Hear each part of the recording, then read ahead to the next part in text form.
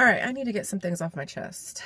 Um, Not sure where I'm going to go with this, but here we go. A little bit of context. I'm on my little lunch break from work and whatnot.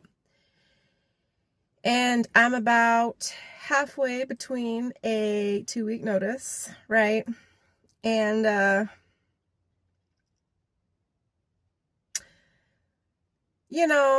it's just interesting the way things shift and the way that people will change up on you whenever you're not one of them anymore. But that's besides the point.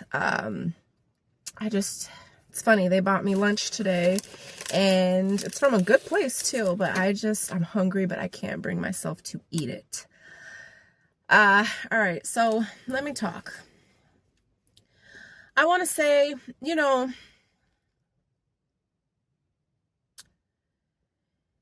I had been wanting change for a while. I've been at this career for a long time, and I was just hitting that burnout phase where I knew it, like in my spirit, in my gut, everywhere, that it was like, if you don't slow down, if you don't do something different, if pretty much that things aren't going to be looking too good. Like, you're headed for nervous breakdown, basically. Not to be dramatic or anything like that, but I just felt it. Just felt that things were just, moving at a pace. Let me put it this way. When I reflect back on, these last few years, the one thing that I regret is not taking better care of myself. And it's the kind of care for yourself that is more than just keeping your hair done and your makeup on and your nails on.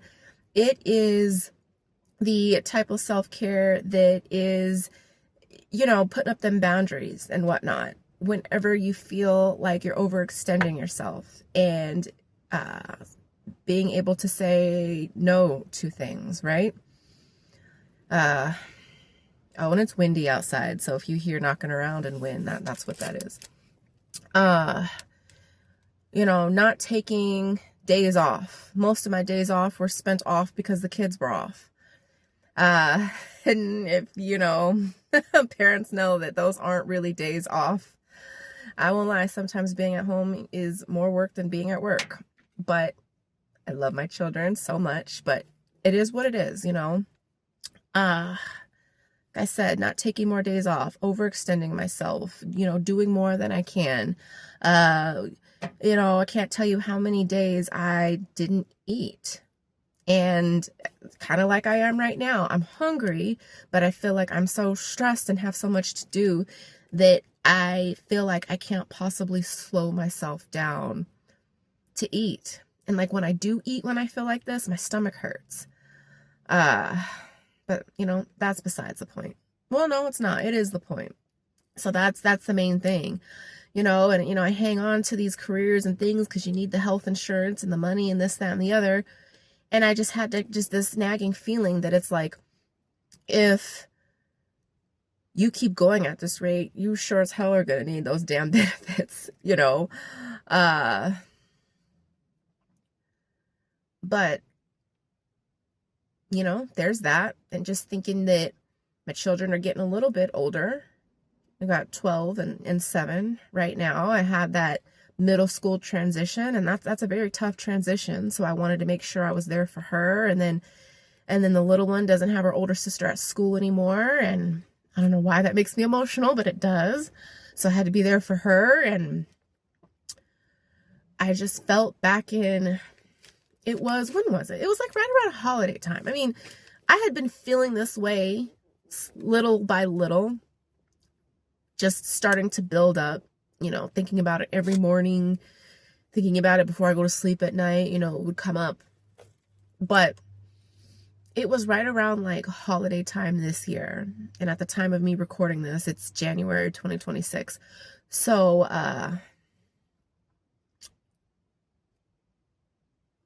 October-ish, 2025, like right around like, when the holiday season, kicks in, I just felt this shift in my spirit that was like,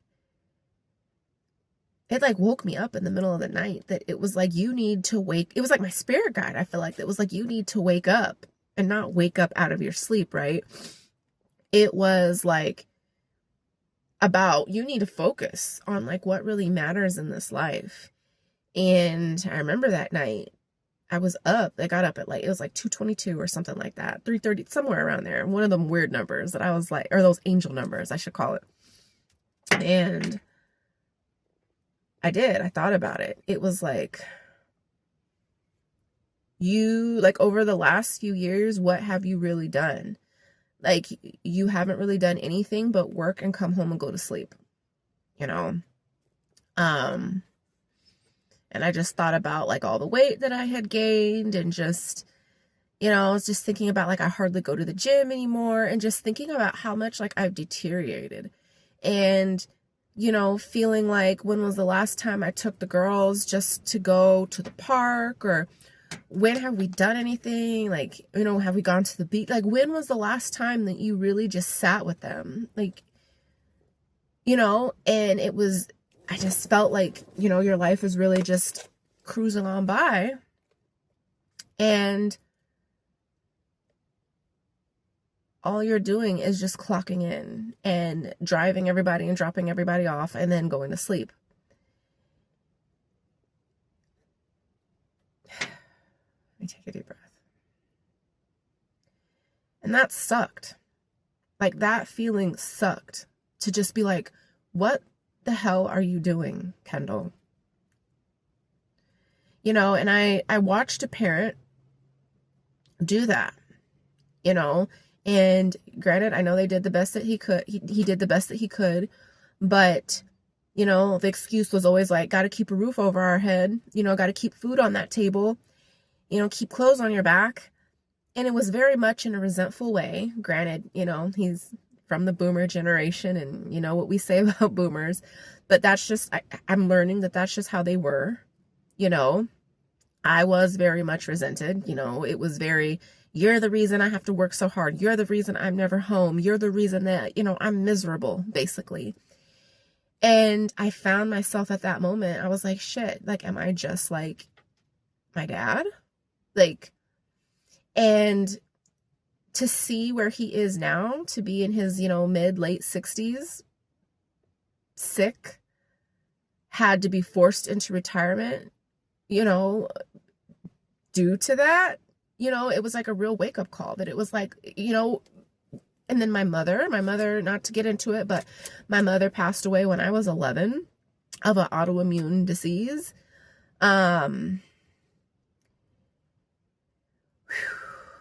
So I'm just saying, like, shit got really real, that it was like, listen, like, sure, you need a roof over your head and all that other stuff, but at this rate, it's going to be at the expense of your health and at the expense of your family. So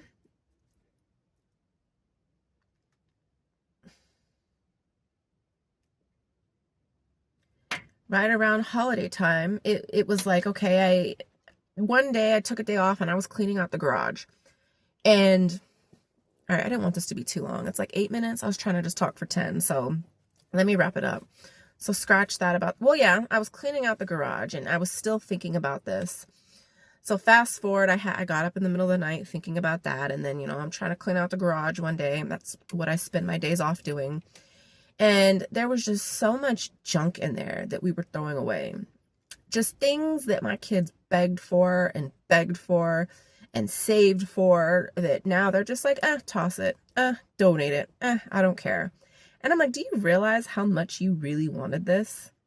And it's like, and they've moved on to the next thing. They've got to have this. They're going to die if they don't get this.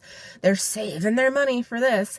And it's just the same cycle. And like, it's just junk. It's just crap,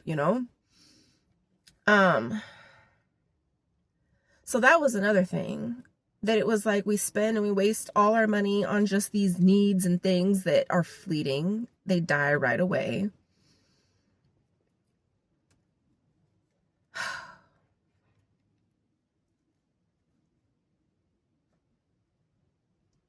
Yeah, a moment of silence. a moment of silence, just, talking through the frustration. But, just to bring this in, because we're at 10 minutes.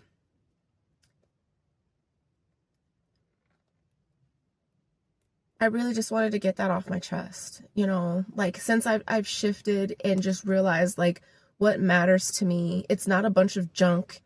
It's not working my way up a corporate ladder. It's not the big flashy things anymore. I think this is just part of, maybe it's just growing up, but I can't even say that, just because it's like as I'm inside this corporate building with these people, it's like as I've shifted and I've kind of disconnected from those external wants, it's like they can't stand me now. They think I'm weird. Like, who would not want this, But I don't. Like, I'm grateful for everything I've had, I'm grateful for the opportunities. I'm thankful, I'm not mad. People expect me to be mad. Like, I just need to change, man. It's just like what matters to me now is being able to see my children grow up and being able to pour into them more than I pour into everything else. Like being able to shift that focus. Because you only have them for 18 years, you know what I mean? And that 18 years prepares them for the rest of their life, kind of going back to, my dad, it's like I never really saw him, even though, I lived with him and whatnot. I was always working and this, that, and the other. But he shipped me off to college. He was so glad. And then he was off to go live my own life. We didn't talk. And then now, so many years later, it's kind of like, hey, stranger. and I don't want that for my kids. It's like I'm realizing that you can pay for the roof and you can pay for this, but if you're not there, if you're not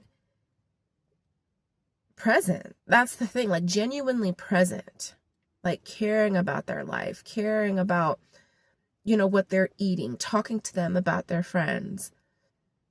That's what matters to me, And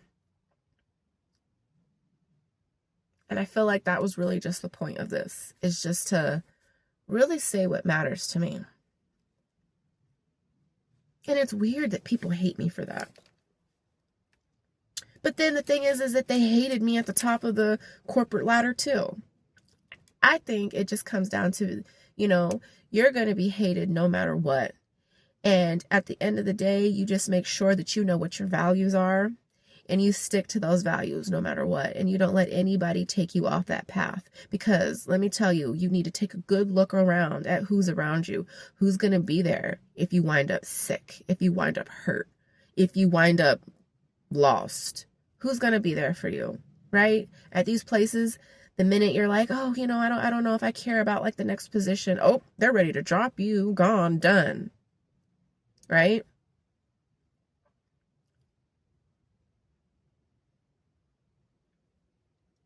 So think about it.